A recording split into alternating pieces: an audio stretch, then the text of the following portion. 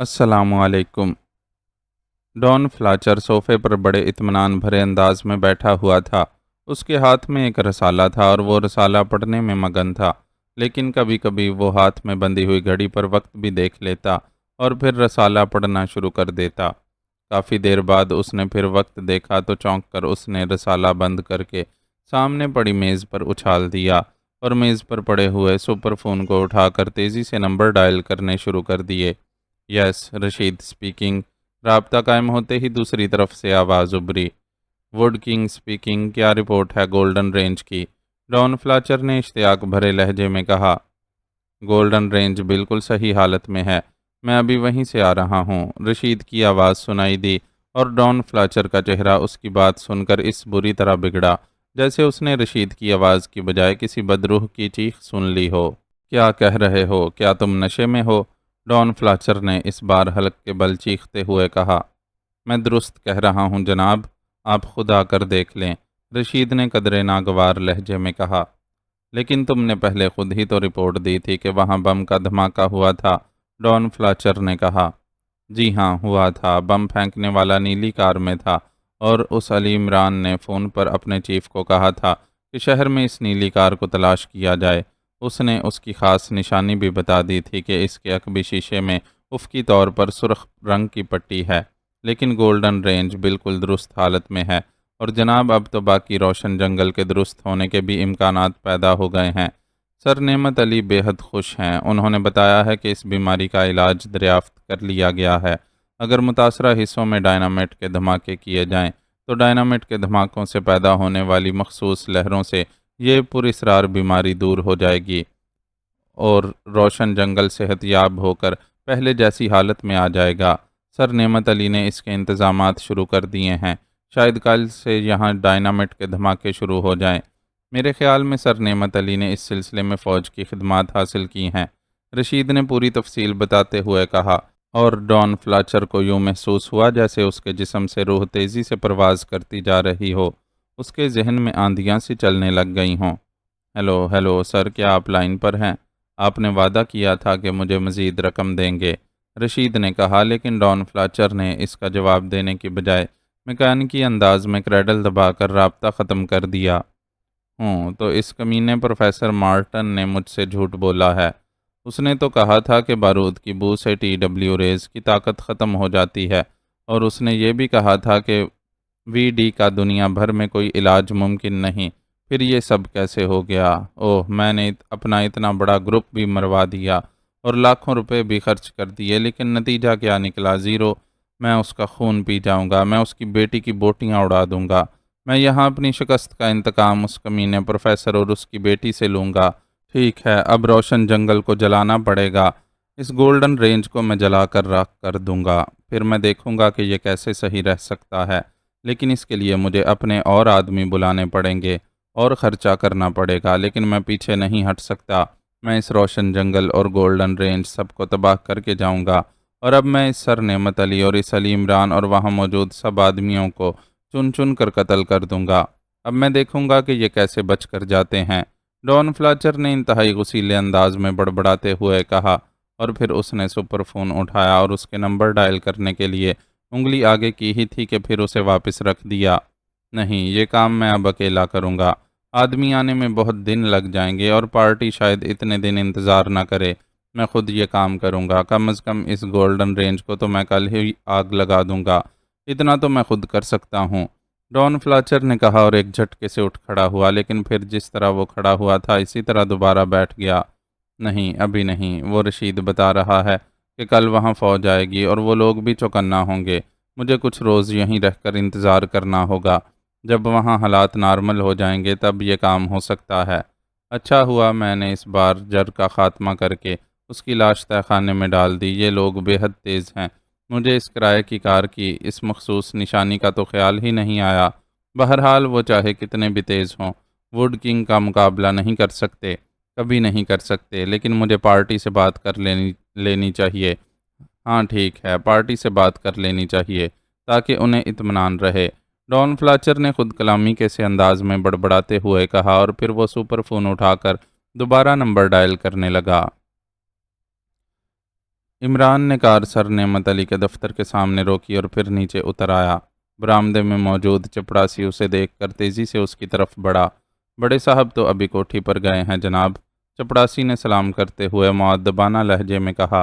وہ چونکہ اسے سر نعمت علی کے ساتھ دیکھ چکا تھا اس لیے اب اسے اچھی طرح پہچانتا تھا۔ یہ رشید عارفی صاحب کا دفتر کہاں ہے؟ عمران نے سنجیدہ لہجے میں پوچھا۔ رشید صاحب کا ادھر جناب، بڑے صاحب کے ساتھ والا دفتر ہے، وہ ابھی اٹھ کر گھر گئے ہیں، بس ابھی نکلے ہیں جناب، چپڑاسی نے جواب دیتے ہوئے کہا۔ ان کے گھر پر فون ہے؟ عمران نے پوچھا۔ گھر پر نہیں جناب، یہاں صرف بڑے صاحب کی کوٹھی پر فون ہے اور کسی کے گھر پر نہیں ہے، چپڑاسی نے جواب دیا۔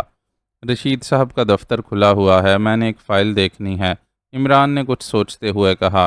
یس سر، کھلا ہوا ہے، آئیے سر، آپ تو خود بڑے صاحب ہیں، آپ کو کون روک سکتا ہے جناب، چپڑاسی نے کہا اور عمران مسکرا دیا۔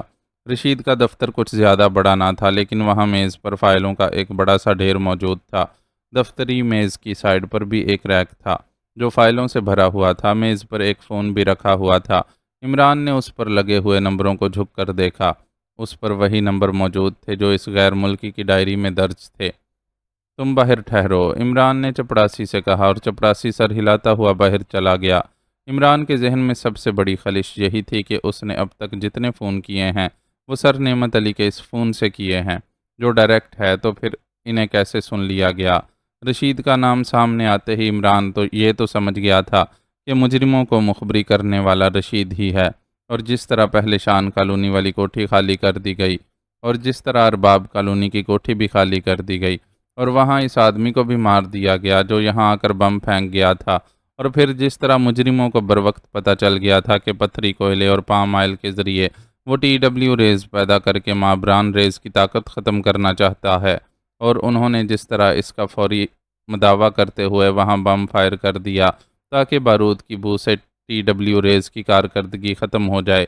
یہ ساری باتیں بتا رہی تھیں کہ وہ بلیک زیرو سے جو باتیں کرتا رہا ہے وہ باقاعدہ مجرموں تک پہنچتی رہی ہیں، اور یہ بات ویسے بھی اس کے نقطۂ نظر سے انتہائی خطرناک تھی، کیونکہ بعض اوقات سر نعمت علی کی عدم موجودگی میں بلیک زیرو سے اس کے اصل نام سے بات کرتا رہا تھا، اس طرح تو X2 کا راز بھی کھل سکتا تھا۔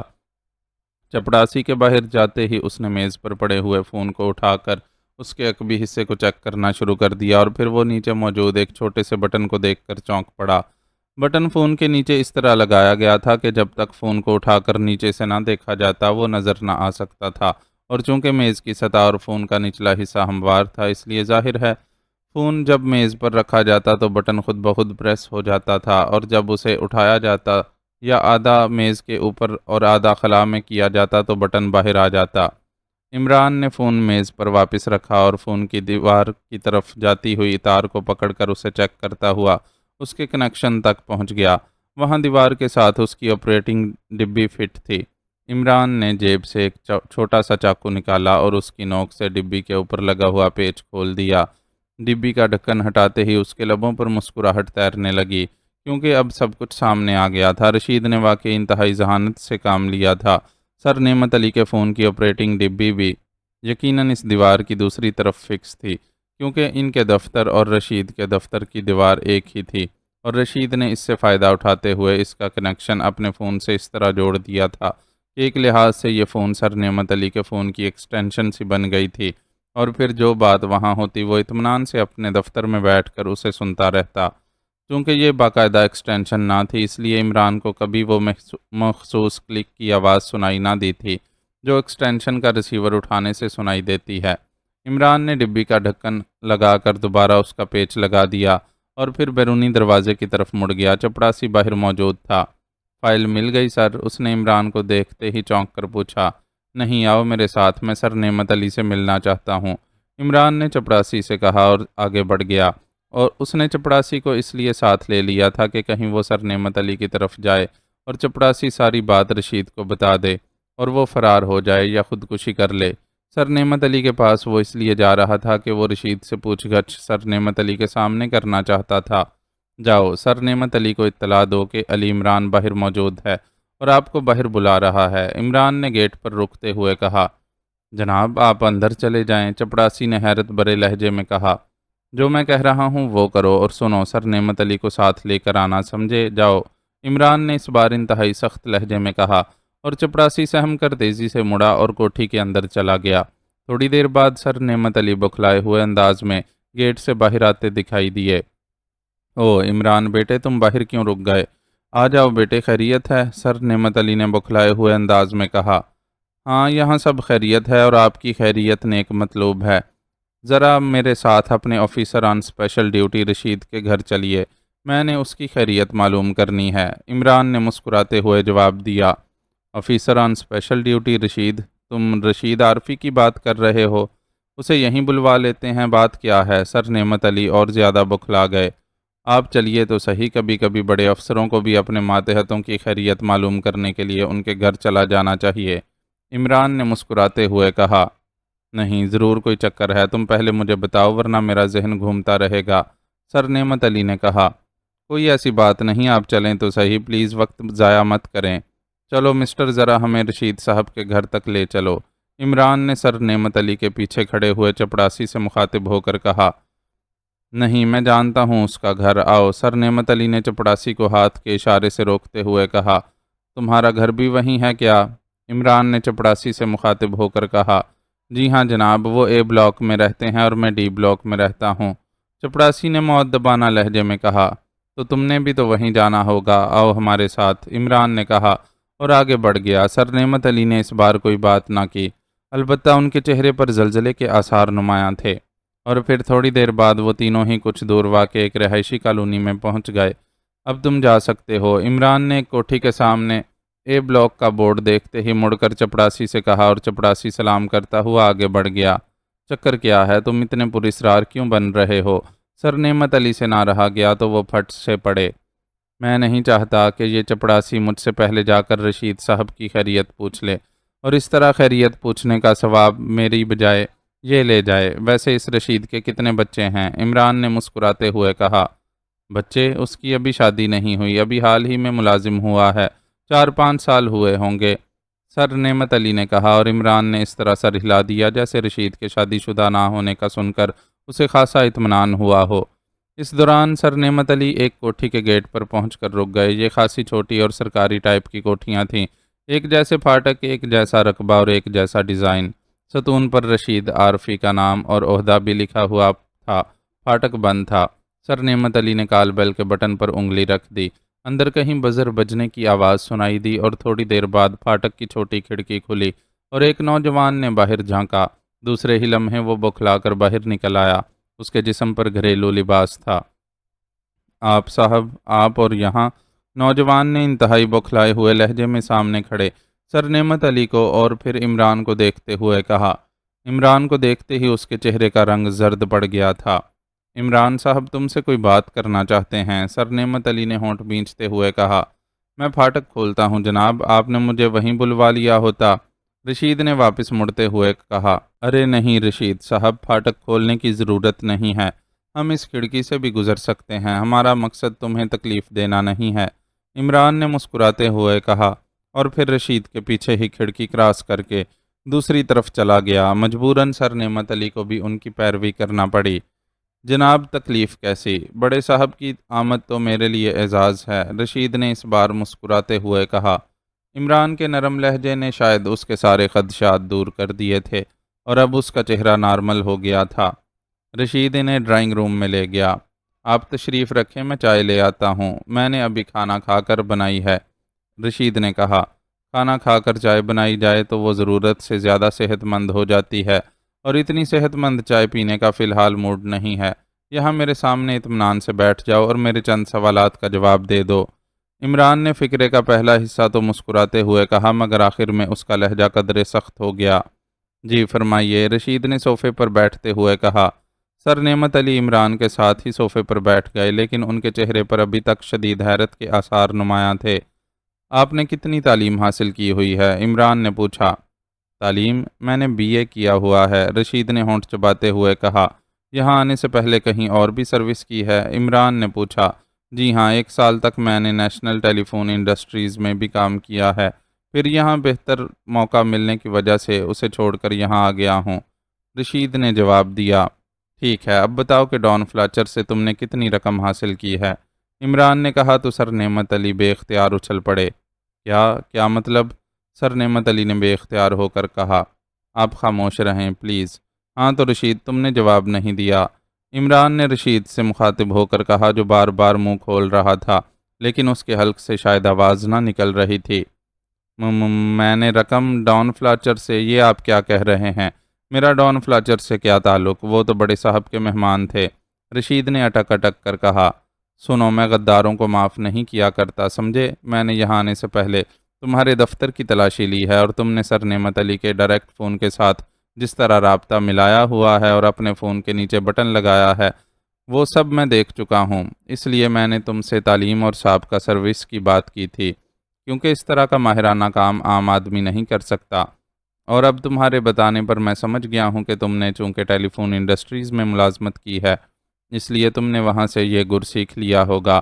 اور آخری بات یہ کہ ڈان فلاچر سے ہونے والی گفتگو میں نے خود اپنے کانوں سے سنی ہے، اس لیے آخری بار کہہ رہا ہوں کہ اگر تم اپنی زندگی بچانا چاہتے ہو تو سب کچھ صاف صاف بتا دو، ورنہ مجھے مجبوراً ایک چھٹانک شیشہ تمہارے سینے میں اتارنا پڑے گا۔ عمران نے غراتے ہوئے لہجے میں کہا، اور ساتھ ہی اس کے ہاتھ میں ایک بھاری ریوالور چمکنے لگا جو اس نے اس دوران جیب سے نکال لیا تھا۔ مجھے معاف کر دیں، مجھ سے غلطی ہو گئی۔ میں نے غداری نہیں کی، میں نے اس ووڈ کنگ کو کوئی سرکاری راز نہیں بتایا۔ مجھے معاف کر دیں، میں لالچ میں اندھا ہو گیا تھا۔ رشید نے یکلخت دونوں ہاتھ جوڑتے ہوئے گڑ گڑا کر کہا۔ اس کا چہرہ پسینے میں بھیگ گیا تھا اور سر نعمت علی کا منہ اس طرح کھلا ہوا تھا جیسے وہ بولنے کے دوران اچانک پتھر کا مجسمہ بن گئے ہوں۔ شدید ترین حیرت کی وجہ سے ان کا یہ حال ہو گیا تھا۔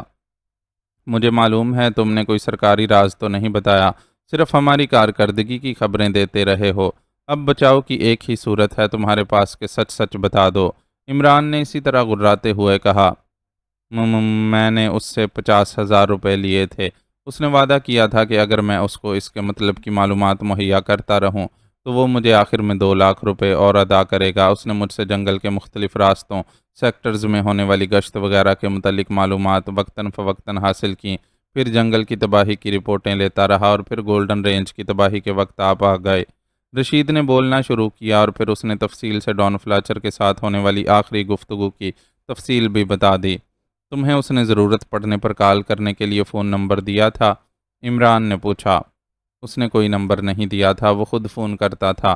میں نے اسے کبھی فون نہیں کیا کیونکہ مجھے اس کے کسی نمبر کا بھی علم نہ تھا، اور نہ ہی یہاں سے جانے کے بعد بھی میں اس سے کبھی ملا ہوں۔ رشید نے جواب دیا اور عمران اس کے لہجے سے ہی سمجھ گیا کہ وہ سچ بول رہا ہے۔ ڈان فلاچر یا ووڈ کنگ بہرحال انتہائی محتاط قسم کا آدمی تھا۔ تم نے اسے ووڈ کنگ کہا ہے، کیا یہ نام اس نے خود بتایا تھا؟ عمران نے ایک لمحے خاموش رہنے کے بعد پوچھا۔ ہاں، وہ ٹیلی فون پر اکثر اسی نام سے بات کرتا تھا، رشید نے جواب دیا۔ اس کے علاوہ اس کے کسی اور آدمی کو جانتے ہو؟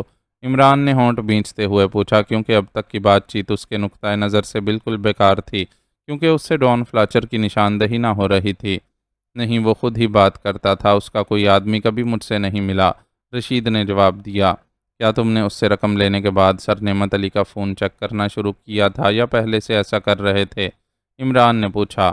اس کے بعد، ظاہر ہے پہلے مجھے اس کی ضرورت ہی نہ تھی، رشید نے جواب دیا۔ تم سے یہاں رہتے ہوئے وہ کتنی بار ملا تھا؟ عمران نے پوچھا۔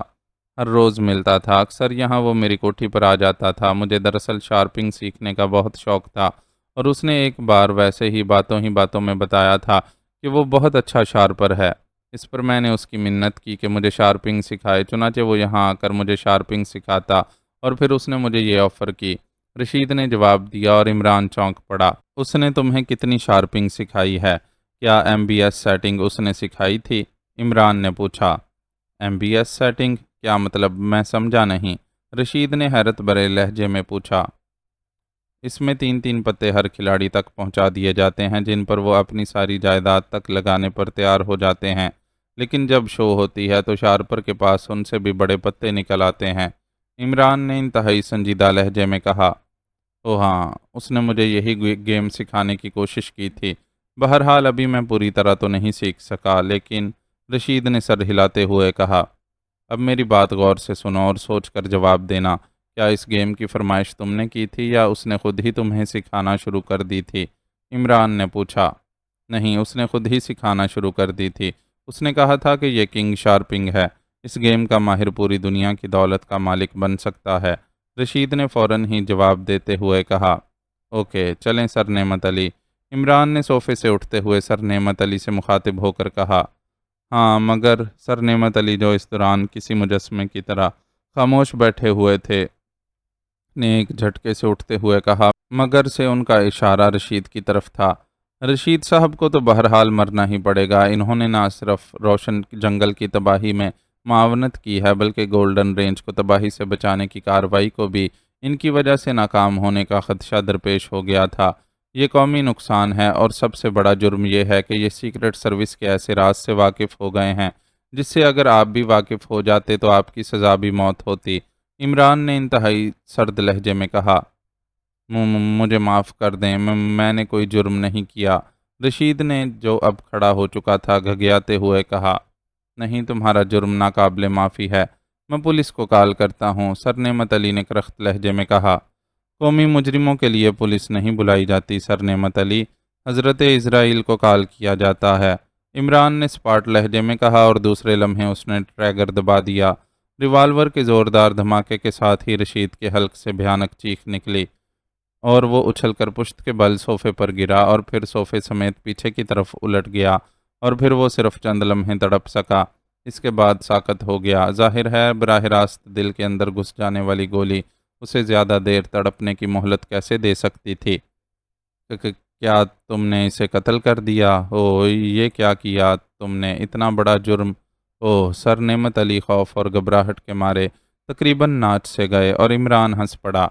یہ جرم نہیں ہے سر نعمت علی، قومی مفاد میں کارروائی ہے، اس لیے میں نے آپ کے سامنے اس کی فرد جرم پڑھ کر سنائی تھی۔ آئیے میرے ساتھ، عمران نے سرد لہجے میں کہا، اور ریوالور جیب میں ڈال کر بیرونی دروازے کی طرف بڑھ گیا۔ مگر اس کی لاش، اب کیا ہوگا؟ میں تو اس قتل کا چشمدید گواہ بن چکا ہوں، تو تم پھانسی لگ جاؤ گے۔ یہ کیا ہو گیا؟ سر نعمت علی کی حالت واقعی پتلی ہو رہی تھی۔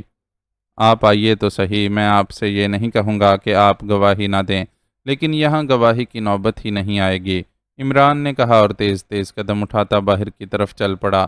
سر نعمت علی بھی ہونٹ چباتے ہوئے اس کے پیچھے آ گئے۔ عمران سیدھا ہیڈ کوارٹر میں آیا، اور پھر اس نے رشید کا کمرہ کھلوا کر سر نعمت علی کو وہ کنیکشن دکھایا جس سے رشید ان کے ڈائریکٹ فون کی کالیں سنتا تھا، اور پھر وہ اس کنیکشن کو ختم کرنے لگا۔ ارے رک جاؤ، یہ تو تمہارے دفاع میں کام آئے گا۔ اس طرح عدالت میں ثابت ہو سکے گا کہ رشید واقعی غداری کر رہا تھا۔ سر نعمت علی نے عمران کو اس کنیکشن کو توڑتے دیکھ کر بے اختیار ہو کر کہا، لیکن عمران نے اطمینان سے وہ کنیکشن ختم کیا اور پھر مسکراتا ہوا کمرے سے باہر آ گیا۔ آئیے اب اطمینان سے پولیس کو فون کر لیں، عمران نے ان کے دفتر میں داخل ہوتے ہوئے کہا۔ تو تم خود اپنے آپ کو گرفتاری کے لیے پیش کرو گے؟ او خدایا، میں سوچ رہا تھا کہ یہ کٹھن فرض میں کیسے ادا کروں گا۔ عمران بیٹے، تم نے اسے مار کر غلطی کی ہے، یہ حق قانون کو حاصل ہے کہ وہ مجرموں کو سزا دے، تم اسے پولیس کے حوالے کر سکتے تھے۔ سر نعمت علی نے طویل سانس لیتے ہوئے کہا، تاکہ پولیس کے ذریعے وہ راز جس سے ابھی صرف رشید واقف تھا پوری دنیا واقف ہو جاتی۔ آپ کا یہی مطلب تھا؟ عمران نے مسکراتے ہوئے کہا، اور آگے بڑھ کر ریسیور اٹھایا اور تیزی سے بلیک زیرو کے نمبر ڈائل کرنے لگا۔ X2۔ رابطہ قائم ہوتے ہی بلیک زیرو کی آواز سنائی دی۔ عمران بول رہا ہوں جناب، روشن جنگل سے میں نے مجرم کا کھوج نکال لیا ہے۔ وہ مخبری کرنے والا سر نعمت علی کا آفیسر آن اسپیشل ڈیوٹی رشید عارفی تھا۔ اس نے سر نعمت علی کے ڈائریکٹ فون کا کنیکشن خفیہ طور پر اپنے فون سے ملا رکھا تھا، اس لیے آپ کے ساتھ ہونے والی تمام گفتگو وہ مجرم تک پہنچا دیتا تھا۔ چونکہ اس طرح وہ سیکرٹ سروس کے راز سے واقف ہو چکا تھا، چنانچہ میں نے اسے گولی مار دی ہے، لیکن سر نعمت علی کا خیال ہے کہ میں نے کوئی جرم کیا ہے۔ عمران نے مؤدبانہ لہجے میں کہا۔ سر نعمت علی کہاں ہیں؟ X2 نے انتہائی سرد لہجے میں پوچھا۔ میرے پاس موجود ہیں، عمران نے جواب دیا۔ ریسیور انہیں دو، X2 نے کہا، اور عمران نے ریسیور سر نعمت علی کی طرف بڑھا دیا۔ یس سر، میں نعمت علی بول رہا ہوں۔ سر نعمت علی نے ریسیور لیتے ہی مؤدبانہ لہجے میں کہا، سر نعمت علی، اگر سیکرٹ سروس کے کسی ایسے راز سے ملک کا صدر بھی واقف ہو جائے جس سے اسے نہ ہونا چاہیے، تو یہ میرے اختیار میں ہے کہ میں اسے خود گولیوں سے اڑا دوں۔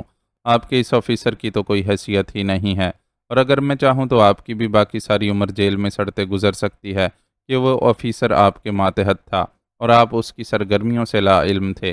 یہ آپ کے لحاظ سے انتہائی غیر فرض شناسی کا مظاہرہ ہے، اور میرے نزدیک یہ غیر فرض شناسی کی کم سے کم سزا ہے، لیکن آپ چونکہ کبھی ایسے معاملات سے متعلق نہیں رہے، اس لیے میں صرف آپ کو وارننگ دے رہا ہوں۔ آئندہ اگر آپ کی ایسی غیر فرض شناسی میرے نوٹس میں آئی تو آپ کو بھی گولی کا نشانہ بنایا جا سکتا ہے۔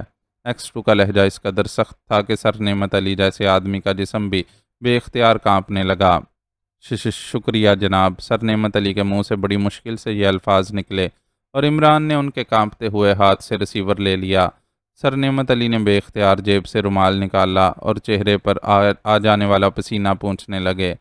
عمران بول رہا ہوں جناب، آپ سر عبد الرحمن کو کہہ دیں کہ فیاض کو بھیج کر رشید کی لاش یہاں سے اٹھوا لے۔ مخبری وغیرہ کا کیس ہے، وہ خود باقی کارروائی کرتے رہیں گے۔ عمران نے کہا، مجھے ہدایات دینے کی کوشش مت کیا کرو، میں نے کیا کرنا ہے اور کیا نہیں میں تم سے بہتر سمجھتا ہوں۔ دوسری طرف سے ایکس 2 نے انتہائی کرخت لہجے میں کہا، اور اس کے ساتھ ہی رابطہ ختم ہو گیا۔ او بہت سخت آفیسر ہیں یہ۔ سر نعمت علی نے عمران کے چہرے پر خوف کے آثار دیکھتے ہوئے قدرے مسکرا کر کہا، پتھر ہیں پتھر، ذرا سی غلطی ہوئی نہیں اور حضرت اسرائیل حاضر۔ مجھے تو خوشی ہے کہ آپ کو صرف وارننگ ملی ہے، ورنہ نہ جانے کیا ہو جاتا۔ بہرحال اب انٹیلیجنس والے آ کر خود ہی رشید کی لاش لے جائیں گے، آپ کو فکر کرنے کی ضرورت نہیں۔ آپ روشن جنگل کی صحت یابی کے لیے اپنا پروگرام جاری رکھیے، میں نے اس ڈان فلاچر کو ٹریس کرنا ہے، عمران نے کہا اور دروازے کی طرف بڑھ گیا۔ ڈان فلاچر اب پوری طرح مطمئن ہو چکا تھا، اس نے پارٹی سے بات بھی کر لی تھی اور گولڈن رینج کو جلا کر راکھ کر دینے کی پوری پلاننگ بھی کر لی تھی، اور اسے مکمل یقین تھا کہ اس بار اس کی پلاننگ کسی طور بھی فیل نہ ہو سکے گی۔ وہ چونکہ جنگلات کو تباہ کرنے اور انہیں جلانے کا کام عرصہ دراز سے کرتا چلا آ رہا تھا، اس لیے اسے اس کام کا خاصا تجربہ تھا۔ روشن جنگل میں تو اس نے پہلی بار وی ڈی کو آزمایا تھا، لیکن وی ڈی جو پہلے انتہائی کامیاب جا رہا تھا، اب اچانک مکمل طور پر ناکام ہو گیا تھا، اور رشید کے مطابق اس ساری ناکامی کی ذمہ داری علی عمران پر جاتی تھی۔ وہی علی عمران جو صحافی بن کر اس سے انٹرویو لینے آیا تھا، اور پھر سر نعمت علی کی قیامگاہ پر بھی اس سے ملاقات ہوئی تھی، جو یہاں کی سینٹرل انٹیلیجنس کے ڈائریکٹر جنرل کا لڑکا تھا، اور اس وقت تو اس نے اسے مسخرہ اور احمق سا نوجوان سمجھ کر نظر انداز کر دیا تھا، لیکن اب اسے احساس ہو گیا تھا کہ یہ بظاہر احمق اور مسخرہ سا نظر آنے والا نوجوان انتہائی شاطر ذہن کا آدمی ہے۔ چنانچہ اس نے فیصلہ کر لیا تھا کہ گولڈن رینج کی تباہی کے بعد وہ اس وقت تک ایکریمیا واپس نہیں جائے گا جب تک اس علی عمران کا جسم گولیوں سے چھلنی نہ کر دے۔ ایک بار تو اسے خیال آیا تھا کہ وہ گولڈن رینج کی تباہی سے پہلے اس کا خاتمہ کر دے، کیونکہ اس کی پلاننگ کے مطابق حالات نارمل ہونے میں کم از کم ایک ہفتہ دیر تھی، اور یہ ایک ہفتہ اس نے بیکار بیٹھ کر گزارنا تھا۔ لیکن پھر اس نے اپنی محتاط طبیعت کے پیش نظر یہ نظریہ بدل دیا۔ وہ سب سے پہلے اپنا مشن مکمل کرنا چاہتا تھا۔ اس نے اس مشن میں کام آنے والے سامان کی فہرست مکمل کر لی تھی، اور چونکہ اس نے فیصلہ کیا تھا کہ وہ خود ہی اس مشن کو مکمل کرے گا، اس لیے اس نے یہاں کی مقامی زیر زمین دنیا سے اس معاملے میں تعاون حاصل کرنے کا فیصلہ کیا تھا۔ روشن جنگل کی اسے فکر نہ تھی، کیونکہ وہاں اس کا آدمی رشید موجود تھا، جسے مزید رقم دے کر اس کام پر آمادہ کیا جا سکتا تھا۔ لیکن اس کے نزدیک سب سے اہم مسئلہ 10 ایسے افراد کا چناؤ تھا جو اس کام میں اس کی معاونت کرتے۔ خود اس نے اپنی طبیعت کے مطابق سامنے نہ آنا تھا، اور اس وقت وہ بیٹھا یہی سوچ رہا تھا کہ مقامی آدمیوں کا تعاون کیسے حاصل کیا جائے۔ وہ یہ کام اس طرح کرنا چاہتا تھا کہ کسی طرح بھی وہ خود سامنے نہ آئے۔ کافی دیر سوچنے کے بعد اس نے فیصلہ کیا کہ وہ میک اپ میں پہلے کسی ایسے گروپ کا خود جائزہ لے گا اور پھر کسی مناسب آدمی سے رابطہ قائم کر لے گا۔ وہ یہ فیصلہ کرنے کے بعد اٹھا اور ملحقہ ڈریسنگ روم کی طرف بڑھ گیا۔ اس نے مقامی میک اپ کیا، لباس بدلا، اور پھر اس نے الماری میں رکھا ہوا اپنا بریف کیس کھولا تاکہ مقامی کرنسی کی خاصی بڑی مقدار اپنی جیبوں میں رکھ لے۔ ہو سکتا ہے کہ فوری طور پر کوئی بات بن جائے تو وہ رقم دے کر معاملہ پکا کر لے۔ لیکن بریف کیس کھولتے ہی اس کے ذہن میں دھماکہ سا ہوا۔ بریف کیس میں کرنسی نوٹوں کی گڈیوں کی صرف ایک تہہ موجود تھی۔ زیادہ سے زیادہ یہ رقم 10 لاکھ ہوگی، اور اس وقت اسے خیال آیا کہ وہ خاصی بڑی رقم تو فلائی کیسینو میں ہار چکا ہے۔ اس وقت اسے اس کی زیادہ فکر نہ تھی، کیونکہ بارجر تنظیم کے آدمیوں کے ساتھ پاک ایشیا پہنچنے والا تھا، اور ظاہر ہے پلاننگ کے مطابق وہ خاصی بڑی رقم ساتھ لے آتا، اور وہ لے بھی آیا تھا۔ ڈان فلاچر ان سے پہلے یہاں اس لیے آ گیا تھا تاکہ تنظیم کے آدمیوں اور اپنے لیے مناسب کوٹھیاں اور کاریں حاصل کر سکے، اور یہاں آ کر اس نے سب سے پہلے یہی کام کیا تھا کہ اپنے لیے مختلف کالونیوں میں 3 کوٹھیاں اور گروپ کے لیے مختلف چھوٹی بڑی کالونیوں میں 6 کوٹھیاں فرضی ناموں سے کرایہ پر حاصل کی تھیں، اور وی ڈی چارجنگ مشین کے لیے اس نے علیحدہ کوٹھی کرایہ پر حاصل کی تھی جس میں تہہ خانہ بھی موجود تھا۔ چونکہ یہ ساری کوٹھیاں اس نے فرضی ناموں پر حاصل کی تھیں، اس لیے اسے ضمانت کے طور پر ان پر خاصی بڑی رقم خرچ کرنا پڑی تھی، اور رقم خرچ کرنے کے بعد جب بارجر اور گروپ کی آمد میں کئی دن باقی تھے، چنانچہ اس نے دارالحکومت سے فلائی کیسینو میں منتقل ہونے اور وہاں سے بھاری رقم حاصل کرنے کا منصوبہ بنایا تھا، اور کیسینو میں وہ خاصی بڑی رقم جیت بھی گیا تھا۔ لیکن پھر اس علی عمران کے ساتھ آنے والے اسی دیوقامت حبشی نے نہ صرف اس سے جیتی ہوئی ساری رقم واپس جیت لی تھی، بلکہ اس کے اپنے پاس موجود رقم کا بھی بیشتر حصہ وہ جیت کر لے گیا تھا۔ ڈان فلاچر نے 2-4 روز مزید وہاں رہ کر اپنی ہاری ہوئی ساری رقم واپس حاصل کرنے کا منصوبہ بنایا تھا، لیکن پھر بارجر اور اس کا گروپ دارالحکومت پہنچ گیا اور وہ سب کچھ بھول بھال کر روشن جنگل کی تباہی کے مشن میں مصروف ہو گیا۔ لیکن اب ایک بار پھر اسے کافی رقم کی ضرورت تھی، اور اگر وہ اکریمیا سے رقم منگواتا تو اس طرح اس کے اپنے سامنے آنے کا خطرہ تھا جو وہ کسی صورت بھی مول نہ لینا چاہتا تھا۔ چنانچہ اب اس نے بریف کیس دیکھتے ہی فوراً فیصلہ کر لیا کہ پہلے اسے بھاری رقم حاصل کرنے کے لیے یہاں کے جوئے خانوں یا پھر کیسینو میں جانا چاہیے، کیونکہ اتنا بہرحال وہ جانتا تھا کہ مقامی آدمیوں کی خدمات حاصل کرنے اور گولڈن رینج کو جلانے کے لیے اسے خاصے مہنگے سامان کی ضرورت تھی۔ رقم حاصل کرنا اس کے لیے کوئی مسئلہ نہ تھا، وہ شارپنگ کا ماہر تھا اور کسی بھی جوئے خانے سے وہ ایک ہی رات میں بھاری رقم جیت سکتا تھا۔ ایک بار تو اس نے کیسینو جانے کا فیصلہ کیا کیونکہ وہاں کا ماحول اسے بے حد پسند تھا، لیکن پھر ایک خیال آتے ہی اس نے یہ ارادہ ترک کر دیا کیونکہ وہاں علی عمران سے اس کی ملاقات ہو چکی تھی اور وہ احتیاطاً دوبارہ اس جگہ کا رخ نہ کرنا چاہتا تھا۔ چنانچہ اس نے دارالحکومت کے کسی بڑے جوئے خانے کا رخ کرنے کا فیصلہ کر لیا۔ اس طرح اس کے دونوں کام ہو سکتے تھے، بھاری رقم بھی حاصل ہو سکتی تھی اور مقامی آدمیوں کو بھی چیک کیا جا سکتا تھا، کیونکہ وہ جانتا تھا کہ ایسے جوئے خانوں میں مجرم گروپوں کے افراد اور سرگنوں کی آمد و رفت جاری رہتی ہے، اور کچھ نہیں تو کم از کم وہ وہاں سے اس بارے میں معلومات تو حاصل کر ہی سکتا تھا۔ چنانچہ اس نے بریف کیس میں موجود نوٹوں کی کئی گڈیاں اٹھا کر کوٹ کی جیبوں میں ڈالی اور پھر ڈریسنگ روم سے باہر نکل آیا۔ ایک نظر کمرے پر ڈال کر وہ سیڑھیوں کی طرف بڑھ گیا کیونکہ وہ اس وقت کوٹھی کے تہہ خانے میں موجود تھا۔ یہ چھوٹی سی کوٹھی ان 3 کوٹھیوں میں سے ایک تھی جو اس نے اپنے لیے حاصل کی تھیں، اور بارجر کو قتل کرنے کے بعد وہ یہاں شفٹ ہو گیا تھا، اور احتیاط کے پیش نظر اس نے کرائے کی گاڑی بھی وہیں بارجر والی کوٹھی میں ہی چھوڑ دی تھی، اور رشید سے جب اسے معلوم ہوا کہ اس کار کی نشاندہی ہو چکی ہے تو اس نے دل ہی دل میں اپنی احتیاط پسندی کو بے حد داد دی تھی۔ کوٹھی کے چھوٹے گیٹ سے باہر نکل کر اس نے اسے بند کر کے تالا لگایا اور پھر پیدل آگے بڑھ گیا۔ تھوڑی دور جاتے ہی اسے ایک خالی ٹیکسی مل گئی۔ جی صاحب، کہاں چلنا ہے؟ ٹیکسی ڈرائیور نے اس کے بیٹھتے ہی میٹر ڈاؤن کرتے ہوئے پوچھا۔ کسی بڑے جوئے خانے میں لے چلو جہاں بھاری رقم کا جوا کھیلا جاتا ہو، ڈان فلاچر نے مقامی زبان میں کہا۔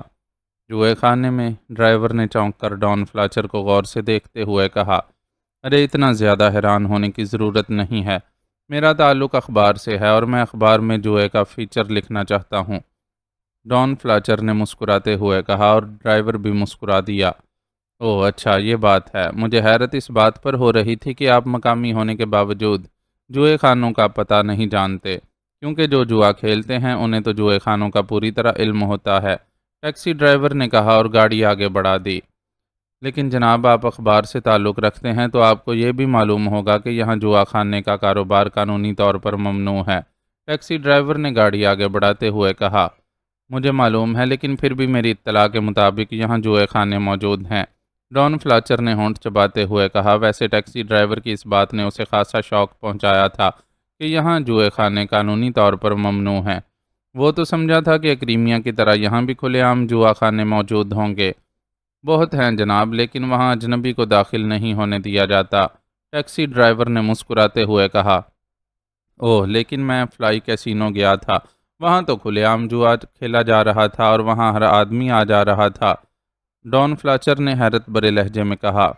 وہ اور طرح کا جوا ہے جناب، اسے حکومت نے لائسنس دیا ہے، وہاں عام لوگ تو جا ہی نہیں سکتے کیونکہ کیسینو میں کھیلے جانے والا جوا تو یہاں کے لوگوں کی سمجھ میں ہی نہیں آتا۔ وہاں تو وہ لوگ کھیلنے جاتے ہیں جو اپنے آپ کو ہائی جینٹری ثابت کرنا چاہتے ہیں۔ میں تو ان جوئے خانوں کی بات کر رہا ہوں جہاں تاش سے جوا کھیلا جاتا ہے۔ ٹیکسی ڈرائیور نے اپنے طور پر ڈان فلاچر کے فیچر کے لیے مواد مہیا کرنا شروع کر دیا۔ تو پھر تم مجھے کہاں لے جا رہے ہو؟ میرا تو فیچر مکمل نہیں ہو سکتا۔ ظاہر ہے مجھے تو یہ جوئے خانے والے جانتے ہی نہیں، ڈان فلاچر نے ہونٹ چباتے ہوئے کہا۔ تھوڑی سی رقم خرچ کرنے سے یہ مسئلہ حل ہو سکتا ہے۔ یہاں سب سے بڑا جوا خانہ آرنلڈ کا ہے اور ہم ٹیکسی ڈرائیور ان سب سے اچھی طرح واقف ہو جاتے ہیں۔ میں آپ کی سفارش آرنلڈ سے کر سکتا ہوں اگر آپ مجھے 100 روپے کرائے کے علاوہ ادا کریں تو۔ ٹیکسی ڈرائیور نے مسکراتے ہوئے کہا۔ 100 روپے؟ ڈان فلاچر نے چونک کر کہا۔ یہ زیادہ نہیں ہے، میں نے تو آپ کو صحافی سمجھ کر معمولی سی رقم بتائی ہے، ٹیکسی ڈرائیور نے کہا اور ڈان فلاچر نے سر ہلا دیا۔ وہ دراصل رقم پر نہ چونکا تھا بلکہ وہ اس لیے چونکا تھا کہ وہ 100 روپے کی مالیت کا تعین کرنا چاہتا تھا۔ چونکہ وہ پہلی بار پاک ایشیا آیا تھا اس لیے اسے یہاں کی کرنسی سے پوری طرح واقفیت نہ تھی، اور اب حساب لگانے پر اسے محسوس ہوا کہ واقعی 100 روپے تو انتہائی معمولی رقم ہے۔ ٹھیک ہے، میں دے دوں گا، ڈان فلاچر نے کہا اور ٹیکسی ڈرائیور نے اسی وقت گاڑی ایک شاندار ہوٹل کے کمپاؤنڈ گیٹ میں موڑ دی۔ ہوٹل کا نام 3 اسٹار تھا۔ ہوٹل خاصا بڑا تھا لیکن ڈان فلاچر نے محسوس کیا کہ وہاں آنے جانے والے خاصے اعلیٰ طبقے سے تعلق رکھنے والے افراد تھے۔ پارکنگ میں بڑی بڑی اور جدید ماڈل کی کاروں کی بھرمار تھی۔ ٹیکسی پارکنگ میں رک گئی۔ چلیے میں آپ کا داخلہ کرا دوں جوئے خانے میں، ٹیکسی ڈرائیور نے میٹر کو دیکھتے ہوئے اسے اپ کر کے کہا۔ شکریہ، یہ لو اپنا کرایہ اور 100 روپے کاٹ لو۔ ڈان فلاچر نے جیب میں موجود بڑے نوٹوں کی گڈی میں سے جیب کے اندر ہی سے ایک نوٹ کھینچ کر ٹیکسی ڈرائیور کی طرف بڑھاتے ہوئے کہا، اور ٹیکسی ڈرائیور نے سر ہلا دیا۔ پھر اس نے نوٹ جیب میں ڈالا اور کچھ چھوٹی مالیت کے نوٹ نکال کر انہیں گنا اور ڈان فلاچر کی طرف بڑھا دیے۔ آئیے، ٹیکسی ڈرائیور نے دروازہ کھول کر نیچے اترتے ہوئے کہا، اور ڈان فلاچر بھی کار سے نیچے اتر آیا۔ آپ کا نام؟ ٹیکسی ڈرائیور نے پوچھا۔ میرا نام رشید ہے۔ ڈان فلاچر کے ذہن میں سب سے پہلے یہی مقامی نام آیا اور یہی نام اس نے بتایا۔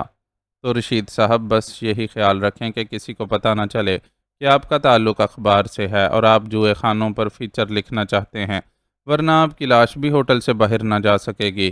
اس معاملے میں یہ لوگ انتہائی سخت ہیں، ٹیکسی ڈرائیور نے مین گیٹ کی طرف بڑھتے ہوئے اسے سمجھایا۔ تم فکر مت کرو، میں سمجھتا ہوں، ڈان فلاچر نے مسکراتے ہوئے کہا اور ڈرائیور نے سر ہلا دیا۔ آگے پیچھے چلتے ہوئے وہ مین گیٹ سے ہال میں داخل ہوئے۔ ہوٹل کا ہال بہت وسیع اور شاندار تھا اور وہاں خاصا رش تھا۔ ٹیکسی ڈرائیور اسے اپنے ساتھ لیے ہوئے کاؤنٹر کی طرف بڑھ گیا۔ آرنلڈ کہاں ہے جونی؟ ٹیکسی ڈرائیور نے کاؤنٹر پر کھڑے ہو کر نوجوان سے مخاطب ہو کر کہا۔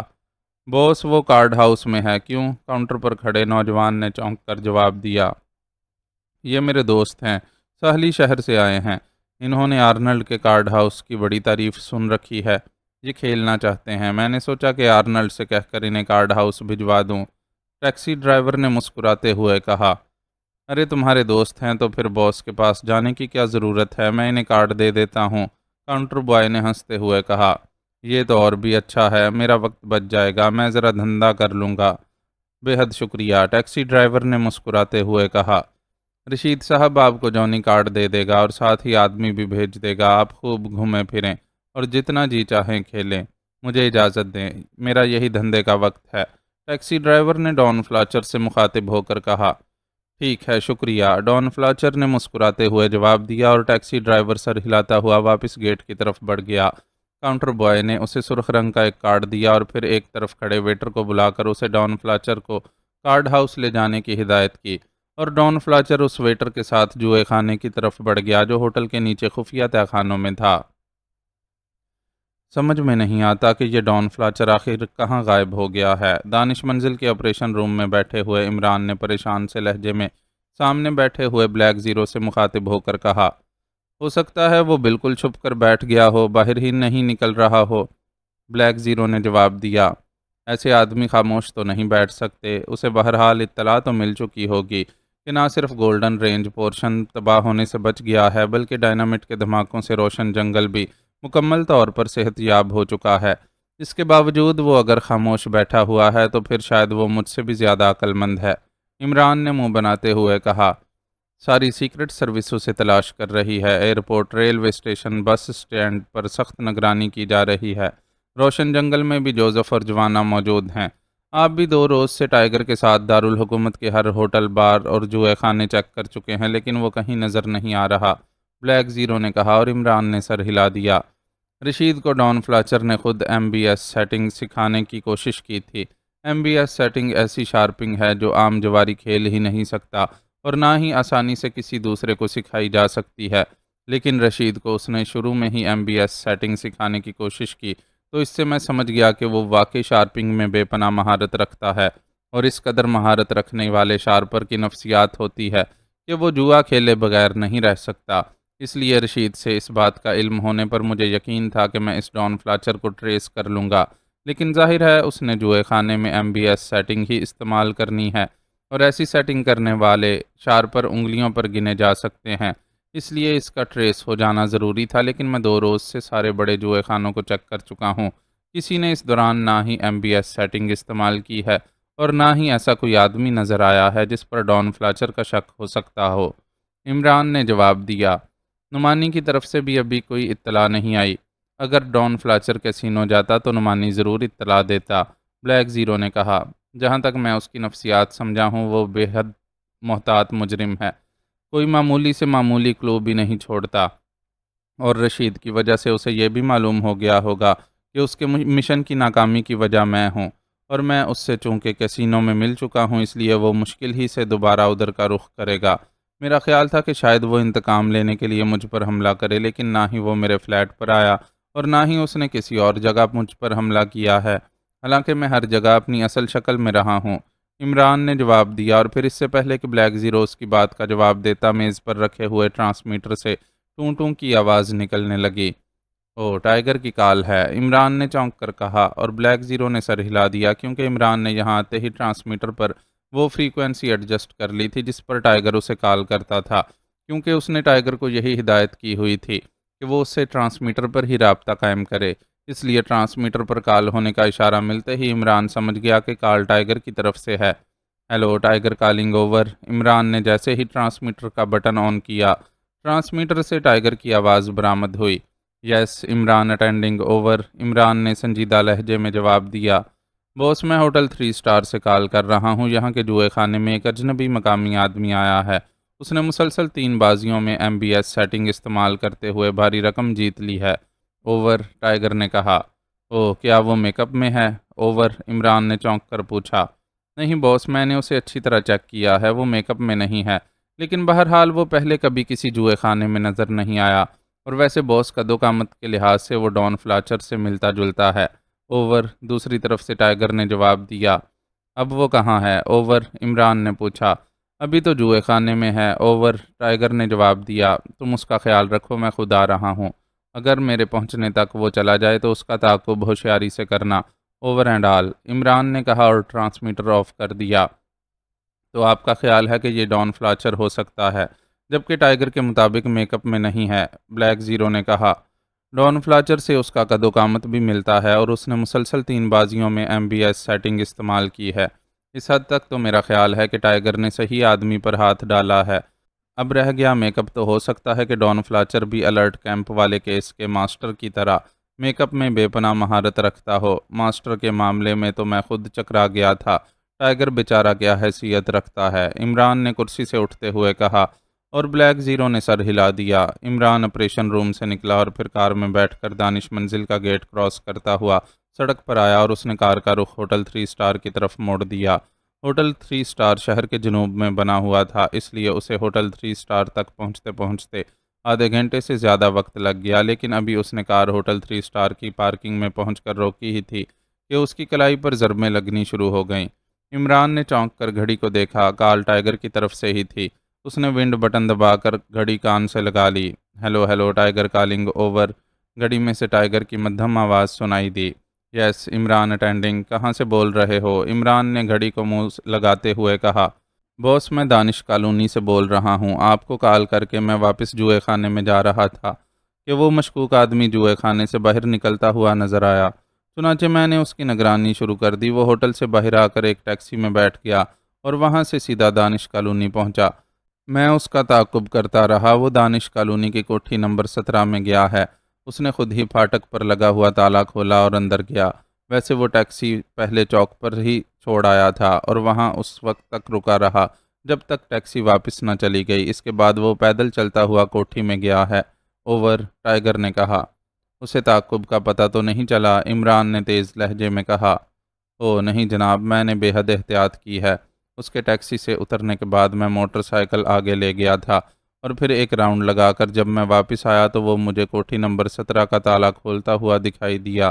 میں رکے بغیر آگے بڑھ گیا۔ کبھی شیشے سے میں نے اسے کوٹھی کے اندر جاتے دیکھا اور اب چوک کے قریب سے کال کر رہا ہوں۔ اوور، ٹائیگر نے جواب دیا۔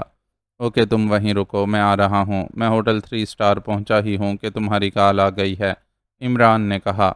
یس باس، اوور دوسری طرف سے کہا گیا اور عمران نے اوور اینڈ آل کہہ کر رابطہ ختم کر دیا اور پھر کار کو وہ پارکنگ سے نکال کر کمپاؤنڈ گیٹ کی طرف بڑھا اور پھر اس نے کار اس طرف موڑی جدھر سے وہ دانش کالونی پہنچ سکتا تھا۔ ڈان فلاچر نے کوٹ کی تمام جیبوں میں بھری ہوئی بڑی مالیت کے نوٹوں کی گڈیاں نکالیں اور انہیں بریف کیس میں بھرنا شروع کر دیا۔ اس نے خاصی بھاری رقم جیت لی تھی۔ اسے اس جوئے خانے کا ماحول خاصا پسند آیا تھا۔ یہاں کوئی غنڈہ گردی نہ تھی اور نہ ہی اسے کسی نے تنگ کیا تھا۔ اب اس کا ارادہ تھا کہ وہ 2-3 روز وہاں جا کر اتنی رقم اکٹھی کر لے گا کہ پھر اسے رقم کی طرف سے مکمل طور پر بے فکری ہو جائے گی۔ رقم کے حصول کے ساتھ ساتھ اس نے آرنلڈ کا فون نمبر بھی ایک ویٹر سے حاصل کر لیا تھا۔ جوئے خانے میں اس نے جس طرح کا انتظام دیکھا تھا اس سے اسے یقین ہو گیا تھا کہ آرنلڈ نہ صرف یہاں کا بدماش ہے بلکہ وہ اصول پسند آدمی بھی ہے۔ یہی بات اسے پسند آئی تھی۔ اب وہ آرنلڈ سے اپنے کام کے بارے میں گفتگو کرنا چاہتا تھا۔ ایک بار اسے وہیں ہوٹل میں ہی خیال آیا تھا کہ وہ آرنلڈ کے دفتر میں جا کر اس سے بات چیت کرے، لیکن پھر اس نے اپنی محتاط طبیعت کی وجہ سے ارادہ بدل دیا۔ وہ سپر فون پر آرنلڈ سے بات کرنا چاہتا تھا اور اسے معلوم تھا کہ سپر فون پر اگر بات نہ بھی طے ہو سکی تب بھی آرنلڈ یا کوئی اور فون کی کال کی وجہ سے اسے ٹریس نہ کر سکے گا۔ رقم بریف کیس میں رکھ کر اس نے الماری کے ایک خفیہ خانے سے سپر فون نکالا اور اسے لے کر ساتھ والے کمرے میں آ گیا۔ اس نے ریسیور اٹھایا اور نمبر ڈائل کرنے شروع کر دیے۔ یس، دوسری طرف سے ایک بھاری سی آواز سنائی دی۔ کیا میری بات آرنلڈ سے ہو رہی ہے؟ ڈان فلاچر نے کہا۔ ویسے وہ آواز بدلنے والا بٹن پہلے ہی پریس کر چکا تھا، اس لیے اسے یہ فکر نہ تھی کہ وہ اپنے اصل لہجے میں بات کر رہا تھا۔ ہاں، کون بول رہا ہے؟ دوسری طرف سے ایک حیرت بھری آواز سنائی دی۔ میں ووڈ کنگ بول رہا ہوں، مسٹر آرنلڈ، کیا تم بھاری رقم حاصل کرنا چاہتے ہو؟ ڈان فلاچر نے کہا۔ کیا مطلب؟ کیسی بھاری رقم اور کون ووڈ کنگ؟ آرنلڈ نے تیز لہجے میں کہا۔ مجھے 10 ایسے افراد چاہیے مسٹر آرنلڈ جو میرے ایک مشن میں کام کر سکیں۔ آدمی محنتی، نڈر اور تابع دار چاہیے۔ معاوضہ جو تم چاہو گے ملے گا، ڈان فلاچر نے کہا۔ کیا تمہارا دماغ خراب ہے کہ تم فون پر ایسی باتیں کر رہے ہو؟ اور اگر تم کوئی بات کرنا چاہتے ہو تو یہاں ہوٹل میں میرے دفتر میں آ جاؤ، پھر میں غور کروں گا کہ تمہارا کام ہو سکتا ہے یا نہیں، دوسری طرف سے انتہائی سخت لہجے میں کہا گیا اور اس کے ساتھ ہی رابطہ ختم ہو گیا۔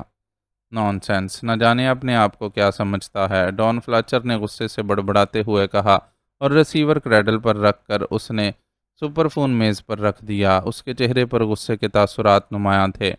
میرا خیال ہے کہ مجھے اپنے ہی آدمی منگوانا پڑیں گے، اس کے بغیر کام نہیں چلے گا، ڈان فلاچر نے ہونٹ کاٹتے ہوئے کہا اور اس کے ساتھ ہی اس نے ایک بار پھر سپر فون اٹھایا اور اسے گھٹنے پر رکھ کر اس نے اس کا ریسیور کان سے لگا کر اسے کاندھے سے ایڈجسٹ کیا اور تیزی سے نمبر ڈائل کرنے شروع کر دیے۔ یس، وی کے ہیڈ کوارٹر۔ دوسری طرف سے ایک بھاری سی آواز سنائی دی اور بھاری آواز سنتے ہی ڈان فلاچر نے آواز بدلنے والے بٹن کو دیکھا۔ بٹن آن تھا۔ اس نے ہاتھ بڑھا کر بٹن آف کر دیا۔ Hello, wood king calling, Don Fletcher نے تحکمانہ انداز میں کہا۔ او یس باس، میں جانسن بول رہا ہوں۔ اس بار دوسری طرف سے پتلی سی آواز سنائی دی۔ جانسن، میں پاکیشیا سے بول رہا ہوں، سپر فون پر۔ تم ایسا کرو کہ 10 آدمی یہاں بھجوا دو، لسٹ نمبر 3 کا سامان بھی یہاں بھجوا دینا۔ یہاں پہنچ کر وہ مجھے سپر فون کے اسپیشل نمبر پر کال کر لیں گے تو میں انہیں مزید ہدایات دوں گا، ڈان فلاچر نے اسی طرح تحکمانہ لہجے میں کہا۔ لسٹ نمبر 3: یس باس، تو جنگل کو آگ لگانی ہے۔ ویسے باس، وی ڈی چارجنگ مشین مجھے موصول ہو چکی ہے۔